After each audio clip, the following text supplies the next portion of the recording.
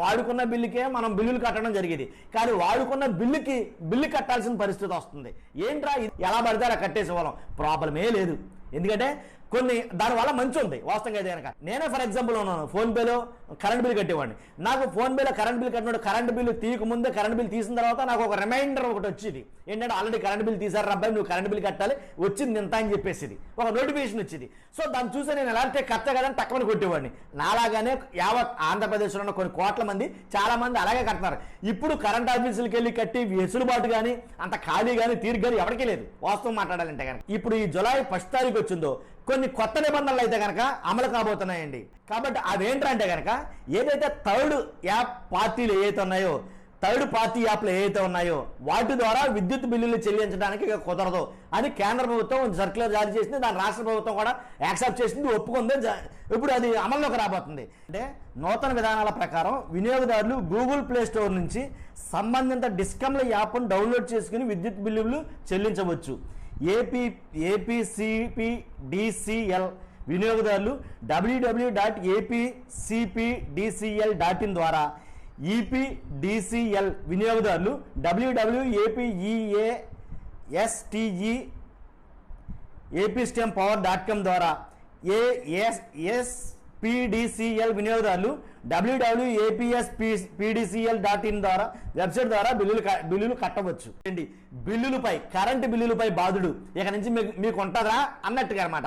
ఏంటంటే కనుక సాధారణంగా ఇప్పుడు వరకు వాడుకున్న బిల్లుకే మనం బిల్లులు కట్టడం జరిగేది. కానీ వాడుకున్న బిల్లు కట్టాల్సిన పరిస్థితి వస్తుంది.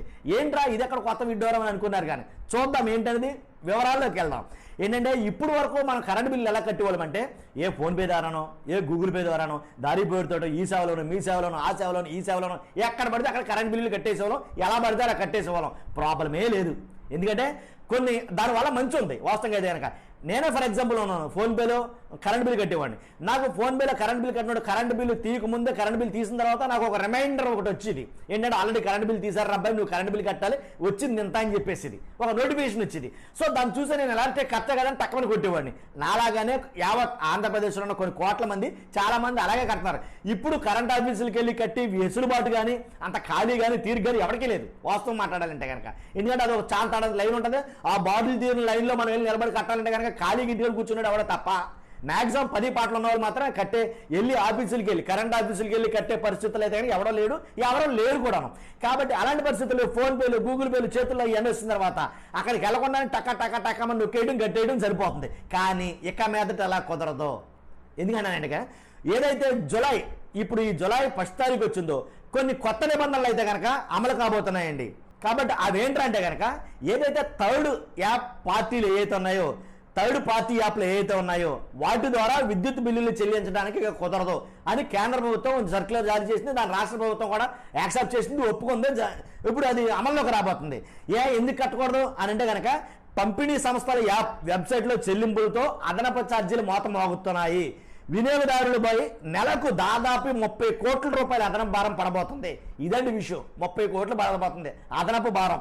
ఏంటంటే కనుక మనం కడుతున్నటువంటి ఏదైతే ఆ సిస్టమ్ ఏదైతే వద్దన్నారో, ఇది కరెంటు బిల్లులు దేంట్లో పడితే దాంట్లో కరెక్టా కుదరదు అబ్బాయి, మాకంటూ కొన్ని ఉన్నాయి, దాంట్లోనే కట్టాలి, మేము కూడా కొన్ని తీసుకొచ్చామని చెప్పేసి వాళ్ళు కొత్త విధానాన్ని దాన్ని తీసుకొచ్చారు. ఆ విధానం ఏంటంటే కనుక ఏదైతే విద్యుత్ పంపిణీ సంస్థ ఉందో వాళ్ళది ఒక యాప్ ఉంటుంది, లేదా వాళ్ళది ఒక వెబ్సైట్ ఉంటుంది. మీరు ఏమైనా కట్టాలంటే అట్లనే కట్టాలా, వేరే దేంట్లో కట్టినా కుదరదు. కాబట్టి దాంట్లో మాత్రమే కట్టాలి అనేది వాళ్ళు చెప్పడం జరిగింది. ఎందుకంటే కనుక అసలు ఈ చెల్లింపులపై ఛార్జీలు ఎలా పడతాయి అని అంటే కనుక నూతన విధానాల ప్రకారం వినియోగదారులు గూగుల్ ప్లే స్టోర్లో నుంచి సంబంధిత డిస్కమ్ యాప్లను, ఏదైతే విద్యుత్ వినియోగం ఉందో ఆ డిస్కమ్ యాప్లు ఏవైతే ఉన్నాయో, ఈస్టర్న్ పవర్ కానీ లేదా పవర్ కానీ ఆ యాప్లని వాడి బిల్లులు చెల్లించాలి. కాబట్టి అవి మాత్రం వాడాలి, వేరే వాడితే కనుక మళ్ళీ మీకు తడికి మోపడి అవుద్ది, దాంట్లో డౌటే లేదు. కాబట్టి అయితే ఇక్కడ మెలుకుందండి, ఏంటంటే నెట్ బ్యాంకింగ్ ద్వారా కరెంటు బిల్లు చెల్లిస్తే ప్రతి లావాదేవీకి ₹2.50 చొప్పున మన ఎక్స్ట్రా పడుతుంది. తర్వాత భారత్ క్యూఆర్ కోడ్ ద్వారా బిల్లు కడితే 85 పైసల రూపాయలు చొప్పున పడుతుంది. డెబిట్ కార్డుల ద్వారా కడితే బిల్లు మొత్తం అమౌంట్లో 90% అదనంగా చెల్లించాలి. క్రెడిట్ కార్డులు ఇతర పేమెంట్ పద్ధతుల ద్వారా బిల్లు చెల్లించాలంటే ₹1 అదనంగా పడుతుంది. కాబట్టి ఉదాహరణకి ఫర్ ఎగ్జాంపుల్ ఒక వ్యక్తి ₹5,000 బిల్లు కట్టాడు అనుకోండి, 5,000 విద్యుత్ బిల్లు కట్టాలంటే ₹50 అదనంగా కట్టాల్సి వస్తుంది ఇక నుంచి. అదండి ఎందుకంటే కనుక ఇలా రాష్ట్రంలోని దాదాపు 1,92,00,000 మంది విద్యుత్ వినియోగదారులు ప్రతి నెల చెల్లించే దాదాపు 3,000 కోట్ల విద్యుత్ బిల్లులపై 1% అదనంగా వేసుకుంటే ₹30 కోట్ల భారం పడుతుంది. కాబట్టి కాగా ఫోన్పే, పేటిఎం లాంటి యాప్ల ద్వారా ఎన్నాళ్ళు ఫ్లాట్ ఛార్జ్ కింద ఫోన్పేలో కట్టినా, పేటిఎంలో కట్టినా, దేంట్లో కట్టినా వాళ్ళు ఛార్జ్ చేసేవారు, కానీ ₹1 మాత్రమే. ఇది అందరూ ఒప్పుకోవాలి, వాస్తవం కూడా.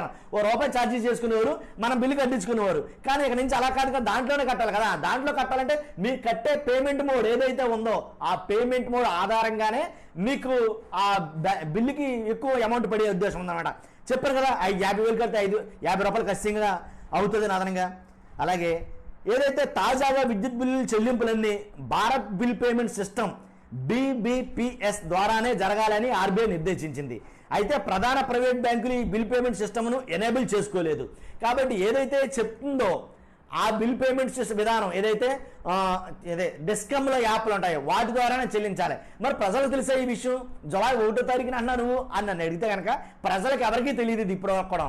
కాబట్టి తెలియదు కాబట్టి వాళ్ళు ఏం చేస్తారో ఆల్రెడీ థర్డ్ పార్టీల మీద కొట్టాలని చెప్పి ట్రై చేస్తారు. అది అవ్వకపోగా బిల్లు పేమెంట్లో లేట్ అవుతుంది, లేట్ పెనాల్టీ కట్టాలి. మొత్తం మీద ఎలా అయితే వినియోగదారుడికి తడిసి మోపుడు అవుద్ది, దాంట్లో ఎలాంటి డౌట్ లేదు.